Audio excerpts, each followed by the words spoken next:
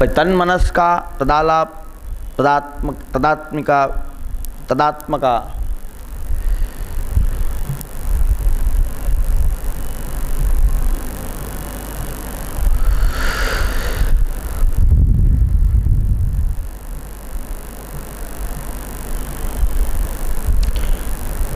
ઠાકોરજી માં જ મનવાળા એ તન્મનસ્કા ઠાકોરજીનો જ શબ્દ ઠાકોરજી ભગવત ગુણગાન જ કરનારા તદાલાપ અને તદાત્મકા એટલે ભગવાનની અંદર એક મેક થયેલા એવા ગોપીજનો છે.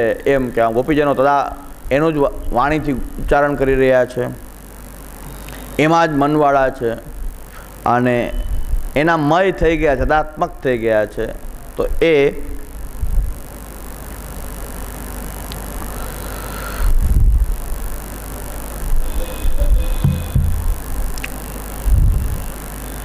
પરોત્કર્ષ સહિષ્ણુતા વિશે જણાવવા વિનંતી.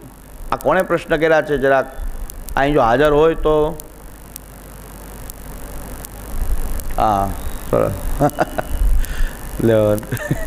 હા. પરોત્કર્ષ એટલે બીજાનો ઉત્કર્ષ સહન કરી શકવું, બીજાનો ઉત્કર્ષ સહન કરી શકવું એ પરોત્કર્ષ સહિષ્ણુતા કહેવાય. પરોત્કર્ષ એટલે બીજાનો ઉત્કર્ષ આપણે સહન કરી શકવું, પરોત્કર્ષ સહિષ્ણુતા કહેવાય. કયા અર્થમાં ક્યાં વપરાયું છે તો એના અર્થ આનો આ શબ્દનો અર્થ આ થાય છે.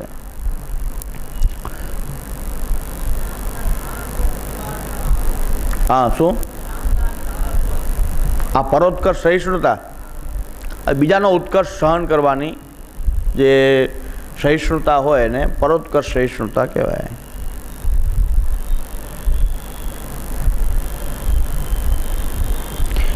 બલાય સ્ત્રી પુરુષની વાર્તામાં અંતર્વેદ કુરુક્ષેત્રનો ઉલ્લેખ છે તે વિશે જણાવવા. એ ખ્યાલ નથી મને તો વાર્તા જોઈને કદાચ એનું પૂછવું પડશે કે અંતર્વેદ કુરુક્ષેત્ર એટલે શું. લીલા અવસો નવલ ભાઈ વલ્લભદાસ ગાય છે અને ગોપાલદાસજી ગાય છે પુષ્ટિ માર્ગીય જીવ સ્વતંત્ર કેવલ ભક્ત ન થાય. જેટલી મને અત્યારે યાદ છે આ વલ્લભાખ્યાન વિશે,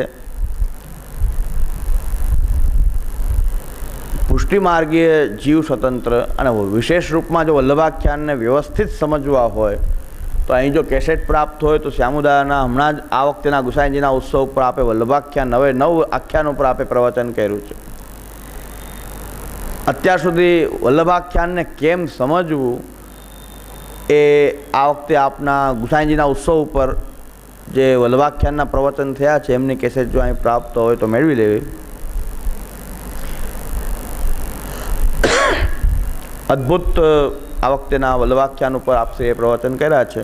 એટલે મારા કરતાં વિશેષ ન્યાય આપી શકશે વલ્લભાખ્યાનને એમાં, પણ છતાં મને જેટલું ખબર છે એટલું કહી દઉં છું.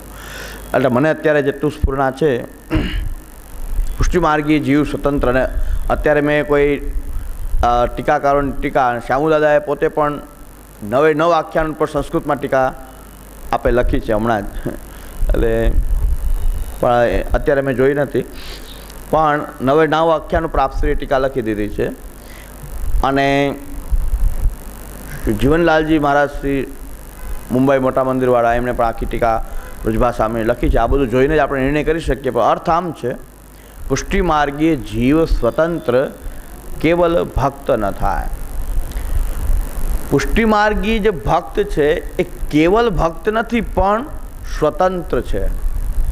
સ્વતંત્રનો અર્થ કે કોઈ પણ જન્મે માણસ એ પ્રવાહની અંદર જ હોય છે. કામ, ક્રોધ, લોભ, મોહ, મદ, મત્સર, અહંતા, મમતા એનાથી જ ઘેરાયેલો હોય, પણ એનાથી સ્વતંત્ર, એનાથી જુદા, અલગ, ભગવદ રૂપ સેવાર્થમ તત્સૃષ્ટિનંથાપવે, બધાથી પ્રવાહથી અલગ સ્વતંત્ર છે. આ કોઈ પ્રવાહની મર્યાદાની કોઈની એની અસર નથી. અને ભગવદ ભક્તિ એક સ્વતંત્ર પુરુષાર્થના રૂપમાં કરે છે, કોઈ પુરુષાર્થની અંતર્ગત નથી કરતા. આપણે જે ભગવદ ભક્તિ એ પોતે પુરુષાર્થ છે. ધર્મ, અર્થ, કામ અને મોક્ષ એ 4 પુરુષાર્થ છે. પણ ભક્તિ ધર્મમાં નથી આવતી, ભક્તિ મોક્ષમાં નથી આવતી, પણ ભક્તિમાં ચારેય પુરુષાર્થ આવે છે.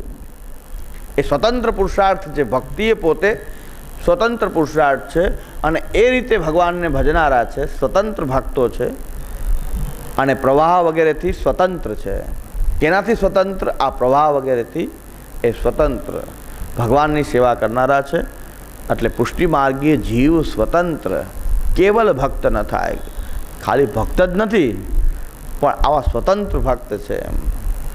ખાલી ભક્ત તો પ્રવાહમાં રહેનારો પણ કોઈ ભક્ત હોય, પણ આનાથી સ્વતંત્ર ભક્ત છે. આ પ્રવાહમાં રહેવા છતાં જેમ જલકમલવત એનાથી અલિપ્ત છે. એ પુષ્ટિ માર્ગીય જીવ જે છે પ્રવાહની અંદર જ છે, છતાં પણ પ્રવાહની કોઈ અસર એના ઉપર નથી.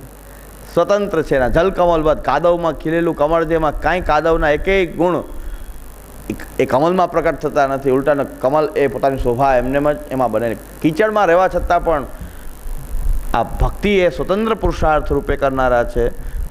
કેવલ ભક્ત ન થાય, ખાલી ભક્ત નથી પણ સ્વતંત્ર ભક્ત છે. એટલે સ્વતંત્રનો અર્થ છે અહીં પ્રવાહથી સ્વતંત્ર, અન્ય મર્યાદા માર્ગ વગેરેથી પણ સ્વતંત્ર, પુષ્ટિ સ્વતંત્ર પુરુષાર્થ તરીકે કરનારા છે. એટલે આવો કંઈક અર્થ છે એવું મને સ્ફુરણ થાય છે. પણ વિશેષ શ્યામુદાના નવ આખ્યાન ઉપરના પ્રવચન છે, એમાં વિશેષ ન્યાય મળશે આ બાબતને.